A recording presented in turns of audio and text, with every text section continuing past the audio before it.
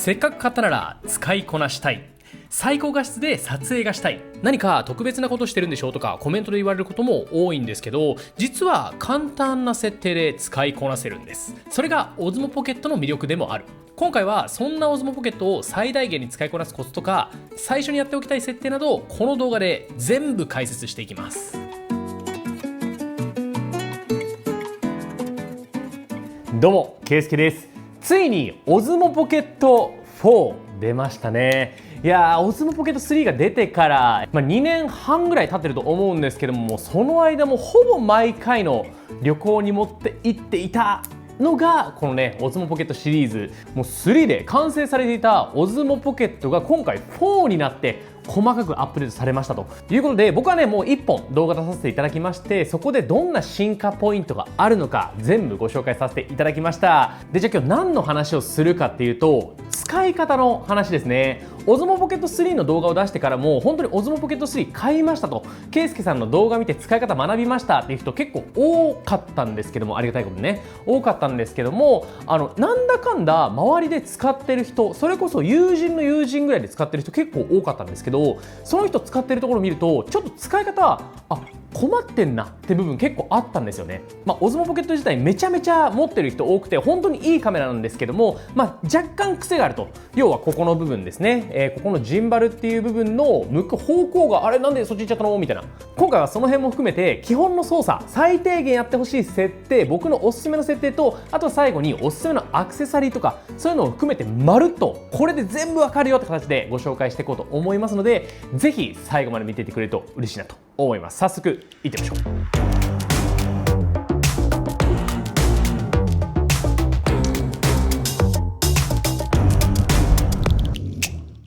はい、ということで今回はこの Osmo Pocket 4のパーフェクトガイドということで、もう全部ご紹介していこうと思うんですけども、設定の方はここにカメラもう1台用意しておりますので、ここのカメラで設定をね細かく見せていきたいと思うんですけども、その前になんでこの Osmo Pocket めちゃくちゃ有名なのか、めちゃくちゃ人気があるのかということをお話しておくと、もう理由はすごくシンプルです。このぐらいのサイズ、小型カメラっていうものの中では明らかに一番画質がいいです。明らかに一番画質がいい上に手ブレ補正がめちゃくちゃ効きます。で、手ブレ補正がめちゃくちゃ効く理由はここですね。ここに物理的なジンバルスタビライザーっていうのがついていて、これによって要は手を動かしてもカメラ自体が動かないですよね。はい、こんな感じでスタビライズしてくれるというのがこの Osmo Pocket シリーズの特徴になっています。で、例えばスマートフォンとか、有名なところで言うと GoPro、Osmo Action とかそういうアクションカメラ系っていうのはどうしてもカメラの中でソフトウェア側で手ブレ補正をするんですよね。そうするとやっぱ夜のシーンとかでちょっと映像が荒れちゃったりとかすることも多くなるんですけども、この Osmo Pocket シリーズに関してはもう物理的に補正をしているので、夜のシーンでもかなり綺麗に撮れたりしますというのがめちゃくちゃ人気の理由ですね。で、スマホ使えばええやんっていう話もね一定数あると思うんですけども、やっぱスマートフォンだとね LINE 来た時に撮影してて LINE 来たら LINE 開いちゃうじゃんね。そういうのだったりとか、あとはスマートフォンはスマートフォンでストレージめっちゃ使うから別にやっぱストレージが欲しいっていうのもあったりするので、なんかそういった面も含めてこの Osmo Pocket 4っていうのは、内蔵ストレージも入ってるし、すごく人気が出る理由もわかりますよね。では早速ですね、この Osmo Pocket 4の基本の使い方ご紹介していきます。はい、ということでまずは基本の使い方で、電源がねパッと見ないんですけども、これ電源をつける方法がこの画面です。スライドします。そうすると電源がつきます。これでもう撮影が開始できるようになります。で、もう一個電源をつける方法っていうのがあって、それがですねこの赤いボタンですね。これ録画の開始停止のボタンも担っているんですけども、これを押してあげると電源がつきます。で、基本的にはこの画面の向いている方向、横だったら横撮影になるし、縦だったら縦撮影になるという形で撮影ができるんですけども、最初の状態で普段縦撮影をしたいよっていう人はこっちのボタンから起動してあげるとすぐに縦撮影に行けるし、逆に言うと電源が切れてる状態からこうやって横にスライドしてあげるとすぐに横の撮影ができたりもします。なので自分が縦撮影を良くするか横撮影を良くするかで起動の方法を変えてあげてもいいかもしれません。ちなみに Osmo Pocket 3の時はここのボタンを押す方が立ち上がりが早かったんですけども、今回の Osmo Pocket 4からはあんまり変わらなくなってる気がします。で、僕はよく横で使うので横にしておいて、で電源が立ち上げ終わったら、録画の開始と停止です。これはもうここのボタンを押してあげるだけですね。録画の開始と停止、もうここだけでできちゃいます。基本的には電源をつけて録画を開始するまではもうこのステップでできちゃいます。で補足情報を1個言っておくと、このね間違えて録画しちゃったよって場合たまにあると思うんですよ。これ間違えたなと思ったら、ここのね録画ボタン長押ししてあげるとキャンセルできます。これによって余計なファイル増やすこともないんで、なんか間違って押しちゃったって時はキャンセルしてあげてください。後でねこう読み込む時になんか邪魔なデータあるなと思いたくないじゃないですか。これでねキャンセルしてあげると楽ですね。でボタンでいうとここにジョイスティックっていうのがあります。これでカメラの方向を切り替えることができるんですけども、このね画面の右側のこの真ん中部分ですね、このボタンを押してあげるとこのジョイスティックをズームに変更することができます。はい。でもう一回押してあげるとカメラの向く方向にチェンジすることができます。このような感じで右側のこの真ん中のボタンを押してあげると機能を変えることができるので、それで機能を変えて使ってあげてください。で基本的に横撮影するときには、こっちのジョイスティックはカメラの方向の方がいいと思います。なんでかっていうと、ここにね、新しく今回の Osmo Pocket 4からボタンが追加されていて、こっちの左側のボタン、ズームボタンなんですよね。これを押してあげるともうサクッとズームができます。で2回押してあげると4倍ズームまでいくと。で最後1回押すとまた戻ってくれるという形なので、わざわざこう動画の録画中にズームをしたいみたいなシーンじゃなければ、ここはカメラの方向でずっといいんじゃないかなと思っています。でジョイスティックに関しては、この要は方向をねこうやって調整する以外にも、このねジョイスティックっていうのをプップッと2回押してあげるとカメラが真ん中の方向に戻ってくれます。はい、正位置に戻りますね。こんな感じで3回押すとこっちの方向に向きます。はい、カメラが逆方向、自撮りの方向を向くんですよね。でまた3回押すと戻るという形になります。でズーム以外にも今回の Osmo Pocket 4からボタンが1個追加されて、このカスタムボタンですね。カスタムボタンっていうのは自分で機能をカスタマイズすることができます。でこれに関しては自由にカスタムできるんですけども、実はですねこれ長押ししてあげると中変更できます。はい、1回押した時にこれにするとか、2回押した時にこれにするとかいうのを決めることができるので、これも後でおすすめの設定ご紹介させていただきます。でそうだ、もう1個このジョイスティックでちょっと言い忘れたんですけども、ジョイスティック長押しするとカメラの方向をロックすることができます。でこれカメラの方向をロックすると何が起こるかっていうと、本来ですね、ジンバルのモードによっては自分の手で向けた方向にカメラのレンズっていうのが向くんですよね。なんですけども、そうじゃなくこのままギュッとジョイスティックを押してあげると、こうやって自分の手の方向を変えてもレンズの向きは変わらないということができます。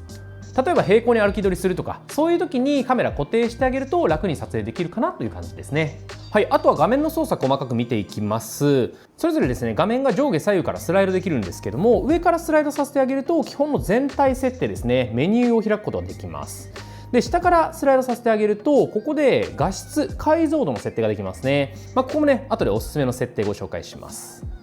で右からスライドすると撮影の設定ですね。例えばホワイトバランスとか、あとはディテールとか、あとは色味の設定みたいなところが右からスライドすると出てきます。で最後左からスライドすると、ここでプレビューですね。さっき撮った映像っていうのをプレビューすることができます。こんな感じですね。はい、今まで撮った映像っていうのはここで見ることができます。はい、あとは各種ボタンですね。押せるところでいうと一番左下のこのボタン、このボタンで例えば写真のモード、パノラマ、動画、低照度モード、ナイトモードですね、スローモーションとモーションラップスとか、はい、いろんなのを選ぶことができます。で僕は基本的には動画で、たまに写真を撮ったりとかタイムラプス使うとか、そういう形で使ってますね。で右側の真ん中に関してはさっきご紹介しました、ここで、ジョイスティックの機能っていうのを変えることができて、で最後右下のボタンですね、これを押すとカメラの方向が自撮り側に向きます。さっきのジョイスティック3回押しと同じ機能になっています。はい、こんな感じで基本操作をご紹介してきました。多分ここまではですね Osmo Pocket 4を買うと最初のチュートリアルで出てくるところかもしれないなと思います。ただ意外とそのチュートリアル終わっちゃうとどうやって使うんだっけっていうのを分からなくなったりするので、ぜひ忘れた時に見返してくれると嬉しいなと思います。ケイスケの動画、はい、ここからちょっとご紹介したいのが、まず買ったらやってほしい設定ですね。ここからはチュートリアルに出てこないポイントなので、まずねみんな買ったらやってほしい設定ちょっと4つぐらいご紹介していきます。でまず1つ目、ビットレートですね。これね、上からスライドして、で左下のね、このメニューボタンを押してあげると、下の方にですねビットレートというのがあります。これ標準と高っていうのがあって、高の方が画質がいいです。シンプルに、ちょっと高の方がデータ量が多くなったりとか、編集がちょっと重くなったりとかするかもしれないんですけども、そんなに実感値としてデータの重さの違いを感じてないので、画質はいい方がいいのかなと思っていて、僕は高にしています。なんですけど、デフォルトの状態だとこれ標準になっているので、ぜひこの高い方にしてあげてください。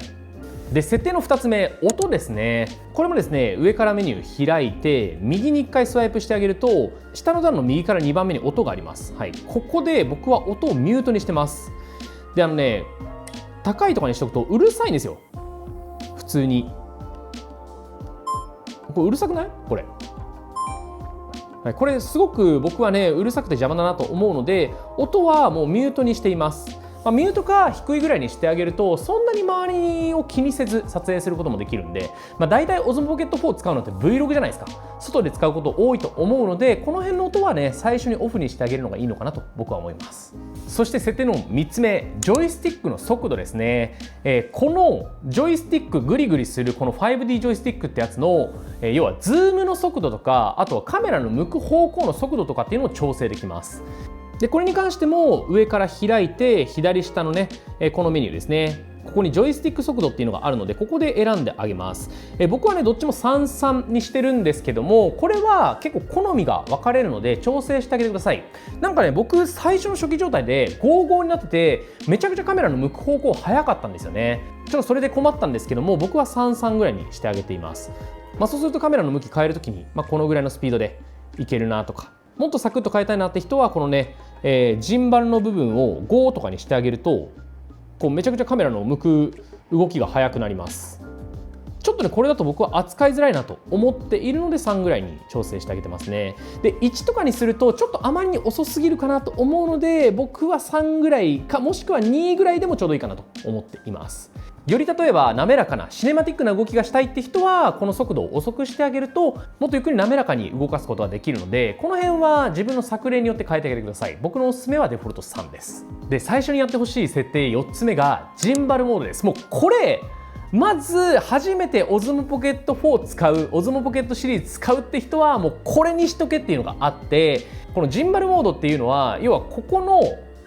一番メインのカメラの部分の動き方に関するものなんですよね。これね上からメニュー開いて右下のここですね、ここにあるんですけども、これね4種類あります。フォローモード、要は縦と横を追従するモード、チルトロックのモード、縦はもう追従せずずっと一定のまま横だけ追従するよっていうモードで、 FPV に関してはもう本当に自由に斜めも追従してくれるよっていうモードで、最後 FPV 垂直っていうモードがあって、これが普通のカメラと同じように自分の手の向けた方向にカメラが向いてくれるというモードになります。で僕はねもう初心者の方ほどまずはこの FPV 垂直モードを使った方がいいと思う。マジでこの Osmo Pocket 3使っててよくね僕が見る光景っていうのが、だいたいこのジンバルモード、フォローモードなんですよ。要は一番デフォルトの状態、フォローモードで、確かにこのモード便利なんですけども、こう下を向いててこの状態で起動して、カメラの方向をまっすぐにしなきゃと思って、さっきのジョイスティック2回押し、カメラを最初の初期位置に戻すというのをやっちゃうと、わかる？カメラがこの下に向いてる状態でこっち向いちゃうんですよ。こっちでこの状態で来たと思ってこうやって向けるとカメラ上向いちゃうの。わかる？これでこの下向いてる状態よ。本当はカメラこっち向いててほしいのに、来たって言ってこうやって向けてあげると上向いちゃうのよ。ね、これであれみたいな感じになってる人めちゃくちゃ見ます。はい。でこれを解決する方法がさっきの FPV 垂直のモードで、これはもう定位置がこっちにずっと向いてくれるモードになります。はい。斜めもそうだし全部普通に向いてくれる。なんでこのスマートフォンとか一眼カメラとかと同じような感じですね。同じように向けた方向にちゃんとカメラが向いてくれるというモードになるので、かなり直感的に操作ができます。でこれが初めて使うよって人にはもう明らかに使いやすいと思うし、僕も普段これで使ってます。もちろんね他のジンバルモードが全く使えないとかそういうわけではなくて、僕も他のジンバルモードもちろん使うんですけども、まず最初はこの FPV 垂直使ってあげるのが一番直感的だし絶対使いやすいです。なのでジンバルモードはまずこれから始めてみてください。ということで今紹介した4つの設定、絶対買ったらやってみてください。ケイスケの動画。はい、ということでここまで基本の設定ご紹介してきました。ここから僕のおすすめ設定、画質最高に撮りたいよって人向けのおすすめの画質の設定とか、そういうのも含めてご紹介していきたいと思います。また Osmo Pocket 4の画面に行きまして、まず動画の撮影に移る前に写真の撮影行っちゃいましょう。で、今回 Osmo Pocket 4になって画素数がめちゃくちゃ上がったんですよね。Osmo Pocket 3の時って940万画素ぐらいだったんですけども、今回から約4倍ぐらいの3700万画素になりました。なので画質めちゃくちゃ精細で、僕も写真撮ってみてびっくり。これも普段からなんか使えそうな感じがしてます。で、写真に関してなんですけども、スーパーフォトっていうモード、画素数の高いモードと標準の画素数の低いモード2種類用意されてます。で、基本的に画素数の高いモードでいいと思います。の方が綺麗だし。はい、ということでスーパーフォトっていうモードにして16対9にすると完全に横の撮影になります。で、僕はもう1対1マックスまで使っていて、1対1が一番ね画素数高いんですよね。どうやらこの Osmo Pocket 4カメラ自体の、センサーっていうね、要は光を受け取るカメラの心臓みたいな部分があるんですけども、それがね正方形に作られてるっぽいんですよね。なので一番画素数の高い状態は正方形で、横長の時はおそらくこのね上下を切り取ってる形になっているので、だったら正方形で使ってあげた方がいいなということで、僕はね正方形で撮影することが多いです。このスーパーフォト1対1ですね。で、左上にセルフタイマーがあるので、友達と自撮りするときとか使ってあげてください。で、右からスワイプしてくるといろんなねパラメータ設定あるんですけども、これねプロモードに僕はもうしてます。で、プロモードにすることによってこれローでの撮影っていうのはできるんですよね。写真をね編集する人とかは分かると思うんですけども、やっぱ JPEG 普通の写真とローっていう形式で撮るとでは全然色編集の幅が違います。僕は後で写真をがっつり編集したいタイプの人間なので、ここはね JPEG プラスローっていう形で保存をしています。他は全部オートですね。露出とかホワイトバランスとかフォーカスモードに関してはもうオートにしちゃっています。写真はこんなもんでいいでしょう。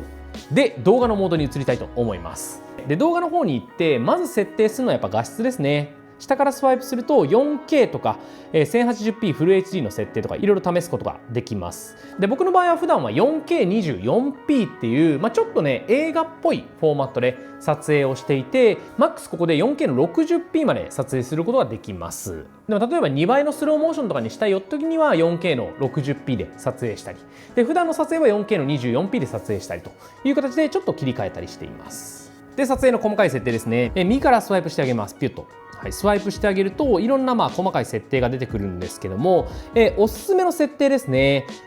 まずフィルムトーンです。で、これは要はカメラの中で色味を入れられるという機能なんですけども、スタンダードのねノーマルな状態でもいいんですが、このフィルムトーンを使ってあげると結構ね楽しく撮影ができるので、僕の個人的なおすすめ、ぜひね好きなもの試してほしいんですが、僕があえて使うとするならこのウォームトーンの50から70ぐらいが僕は結構好きですね。はい、この辺のカラーが僕は結構好きなので、ぜひねこれから試してみてほしいなと思います。で、他に設定できる部分で言うと、このブリージング補正っていうのがあって、これをオンにしてあげるとブリージングっていう現象が少なくなります。このブリージングって何かっていうと、ピントが前から後ろから移動してしまった時にちょっと画角が変わってしまう現象のことを言うんですよね。例えばこれでなんか人撮った後に料理撮るとか、そんなシーンとか、あとはなんか商品を見せて喋るとか、そういう時にピント位置が移動するとこうカメラの画角がぐわって変わってしまってちょっと見づらい映像になってしまう。それを予防してくれるのがこのねブリージング補正ってやつで、オンにすると若干画角が狭くなるんですけども、見やすい映像になるのでオンにしてあげましょう。で、あとはこれはデフォルトの状態なんですけども、映像調整ってやつですね。これを00にしています。で、ただですね、この状態で撮影をするとですね、この美肌補正使えないんですよね。なので美肌補正使いたいよって人はこのフィルムトーンをなしにしてあげて、美肌補正をオンにしてあげてください。このオフから1個でもスライドするとオンになるので、これで美肌補正つけてあげてください。で、これが基本的な画質の設定なんですけども、僕の場合はやっぱログ撮影っていうちょっとダイナミックレンジの広い、要は白飛びとか黒つぶれのない状態で撮影をして後から色付けをするっていう方法をやっています。で、それはどうやるかっていうと、この右からスワイプしてプロモード右上のボタンを押します。はい、これを押すともっと細かく調整ができるようになって、ここからカラーっていうのを選ぶことができます。D ログっていうのを10ビットにして、色の復元っていうのをオフにするとちょっと色が薄くなっちゃうので、オンにして撮影をしています。で、映像調整っていうのが一番下にあるんですけども、ここでテクスチャーとノイズ低減っていうのが選べます。でこの右側のノイズ低減っていうのはノイズをどのぐらい消してくれるか、ソフトウェア側で消すかっていう話で、もう一個のテクスチャーっていうのはそのノイズ除去をすると若干なんかシャープなのがもわんと柔らかい感じになっちゃうので、それを少しシャープネス足してあげますよっていう設定になっています。でこれは僕はログ撮影するときには後からもうがっつり編集をするのでマイナス222にしてあげてます。もう最低限ですね。これで撮影すると一番ピュアな状態になるので、そのまま出しちゃうとちょっとね物足りないというか、なんかちょっと緩くねというかシャープネス足んないなっていう映像にはなるんですけども、ちゃんと編集をする場合はここをねマイナスにしてあげるといいのかなと。ちゃんと編集してあげる場合はこれをマイナスにすると一番綺麗な形でアウトプットができるので、ぜひねチャレンジしてみてください。ということでこの撮影設定に関しては3パターンですね。美肌補正をしたいよっていう人、女性の方とかね、やっぱ美肌に、僕もそうなんですけど美肌にしたいじゃないですか。そういう時は、カラーはスタンダードにしてあげて、映像調整は00のままでいいと思うんですけども、美肌補正をオンにしてあげる、これが1パターンで、2つ目のパターンはフィルムトーンを使うパターン。フィルムトーンを使って自分でいい感じの色にもともとしたいよって人はこのフィルムトーンを使ってあげる。僕のおすすめはウォームトーンの50%、70% ぐらいですね。そのぐらいにしてあげて、映像調整はまた00でいいと思います。で最後にもっと本格的に撮影編集したいよっていう人はログ撮影にしてあげて、でなおかつ映像調整っていうのをマイナスに振ってあげると一番ねピュアな状態で撮影ができるので、そこから後でがっつり編集してあげるっていうのが一番画質をよく保つ方法になります。なのでこの3パターン、自分はどれに当てはまっているかなっていうのを見てぜひ設定してあげてください。でこのカラーについては僕オズモポケット3用のオリジナルラットっていうのを作っていたんですけども、今回もオズモポケット4用頑張って作りました。でこれでもうオズモポケット3も4もこれ1個でいけますよというパック作り直しておりますので、もちろん新しいログ撮影にも対応してるし、1個前の D-Log-M 用のもあるし、それだけじゃなくてノーマルカラーにも対応できるようなもの3種類とも全部バババッと用意して入れております。ぜひこれからオズモポケットシリーズ、3でも4でも使っていきたいよって人はぜひねこのラットパックも買ってみてほしいなと思います。概要欄にリンク貼っておりますので、色がいいなと思った方はぜひねチェックしてみてください。でちなみにフォーカスモードっていうのがね、プロモードに入るとフォーカスの設定っていうのがあるんですよ。フォーカスモードっていうのがあったりするんですけども、この右側ですね、右側がデフォルトと製品展示モード、あと被写体ロックトラッキングと、登録された被写体に優先的にこう追従しますよってモードがあるんですけども、あんまり使わないですよね。デフォルトでいいと思います。で、例えば YouTube をやる人とかで、例えば化粧品前にこう見せたい、こうやって手前に持ってきたらこっちにピントを合わせたいよという人は、このね製品展示モードを使ってあげるとそっちに優先的にピントが合うようになるので、そうやって YouTube とかやりたいよって方はね、ぜひやってみてください。でちなみにそうだ、縦撮影ですね。縦撮影にするとここのね画質が MAX3K までになります。いや 4K 撮れないんかいという話たまに聞こえてきそうなんですけども、正直 3K で十分です。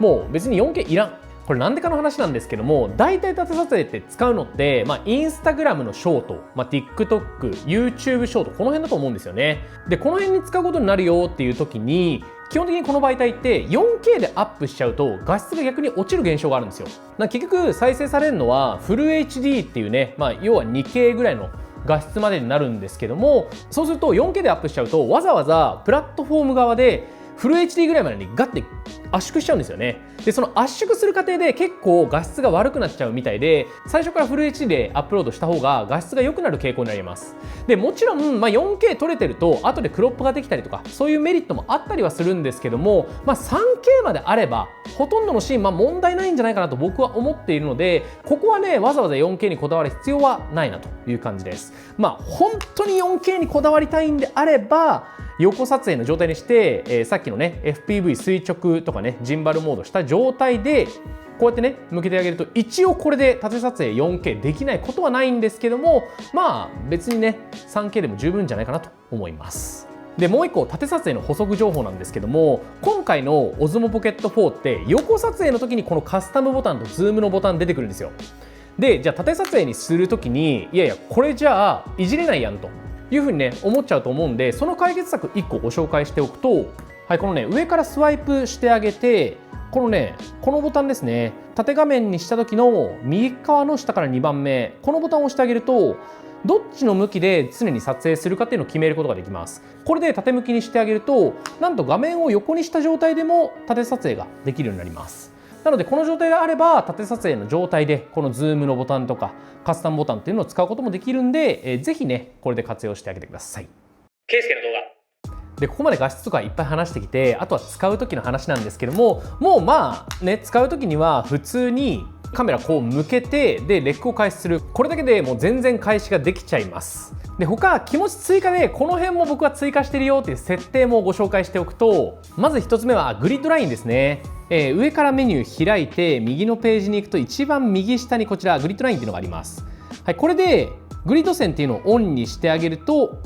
こうやって縦横の線っていうのができます。なのでこれでちゃんと自分が平行を保てているかとか、3分割構図とかそういうのを見ることができるんで、これ設定してあげると僕はねちょっと撮影がしやすくなりますね。でもう一個設定してるのがジェスチャーの操作です。この上からメニュー出してきて右上のねこのジェスチャーのボタンも押すだけなんですけども、僕はもうオンになっているので、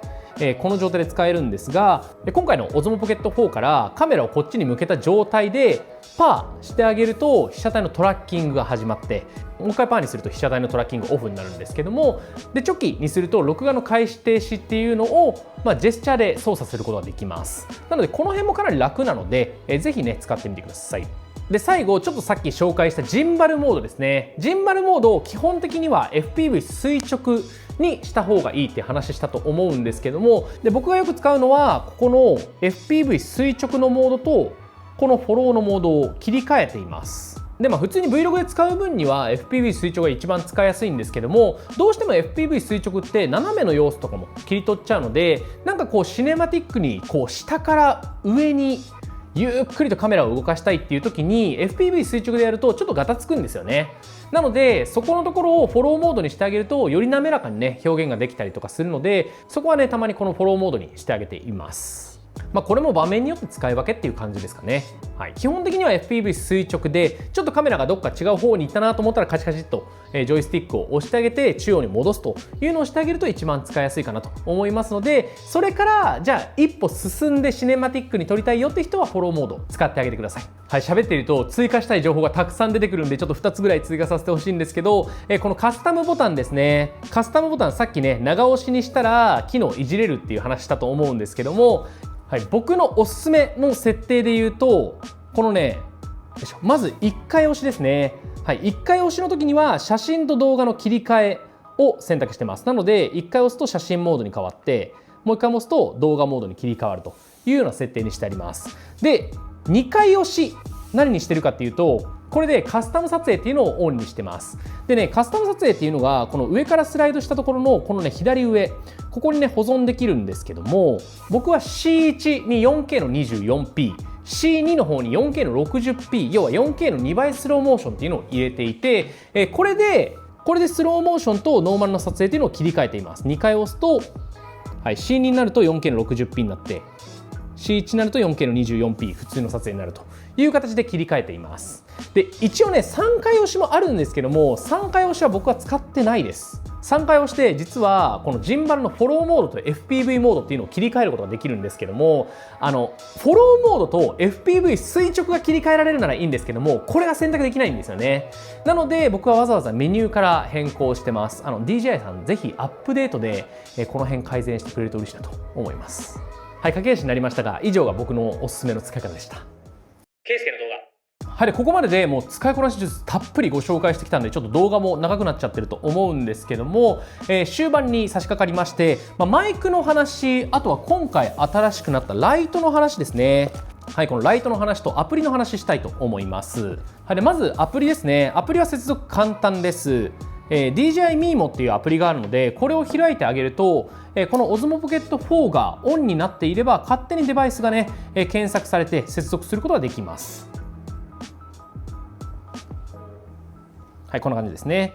これで接続って押してあげると接続してくれます。はい、ここでデータの確認とかデータのダウンロード、あとはね編集のボタンもあるのでダウンロードしたデータっていうのを編集することもできたりします。で僕はね基本的にはパソコンを使ってるのでそんなに編集はしてないんですが、結構いいなと思うところで言うと、これ例えば1個ね撮った動画っていうのをちょっと開きますと。ここでですね色をまず元に戻すと、ログから普通の色に戻して、でさらにフィルターっていうのをかけることができるんですよね。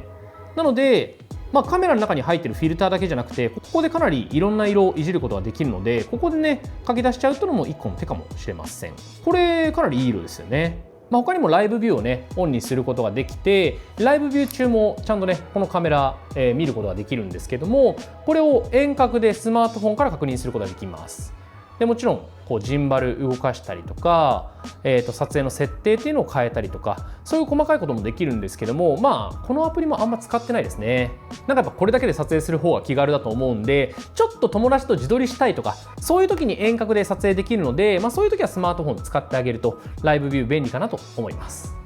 はい、次にマイクですね。この Osmo Pocket シリーズはマイク、こういう DJI マイクシリーズと接続することができます。マイクのボタン、はい、ポチッと押してあげるとこれでね接続ができるんですけども、はい、こんな感じで、はい、これで接続することができました。こうやってやってあげると本体のマイクの代わりにこのピンマイクの音っていうのを集音することができて、最大2個までつなげるので2人で喋りながら Vlog を撮るってこともできるんですけども、今回の Osmo Pocket 4からこのメニューのですね、はい、このですね上からスライドしてあげて左下のこのボタンですね、これボタンいって音声バックアップ、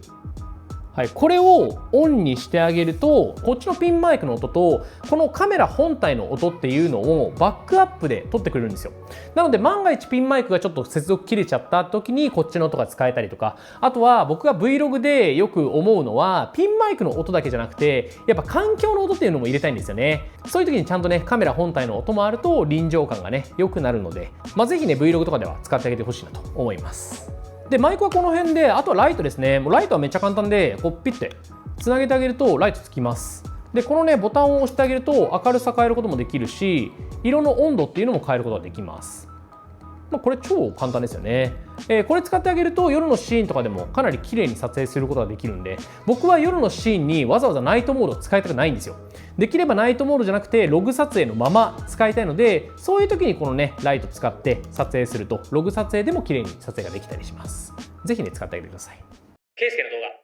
はい、ということでここまでねマイクとかライトの話してきたと思うんですけども、じゃあこの Osmo Pocket 4のコンボ何買ったらいいのかって話ですよね。単品がいいのかコンボがいいのかで、僕が買うのであれば単品を買います。単品っていうかスタンダードコンボですね。スタンダードコンボとクリエイターコンボで違うのが、スタンダードコンボの場合っていうのは、Osmo Pocket 4と簡単なポーチぐらいで、クリエイターコンボになるとライトとかミニ三脚、補助ライトとか広角レンズとかその辺ついてくるんですよね。なのでもちろんその辺が欲しい人、マイク、補助ライト、ミニ三脚この辺欲しいよって人はクリエイターコンボの方が、値段的に言うと15,000円ぐらい、もちろんね単品で買うよりも安い形にはなるので、そういうのが欲しい人はそっちをねクリエイターコンボ買うのがいいのかなと思うんですけども、個人的には結構ね僕はマイク使わずに普通にこのカメラの中で集音しちゃうこともあるし、ライトはちょっと欲しいなっていう時に買うとして、ただ他のもの、例えばこういうベースとかね別のメーカーのやつを買ってるんですよ。広角レンズとかも。なので、正直最初スタンダードコンボで単品購入して足りない部分